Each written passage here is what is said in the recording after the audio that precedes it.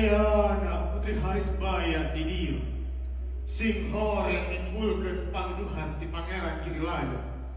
Pajar ni putri diculik salira Gusti.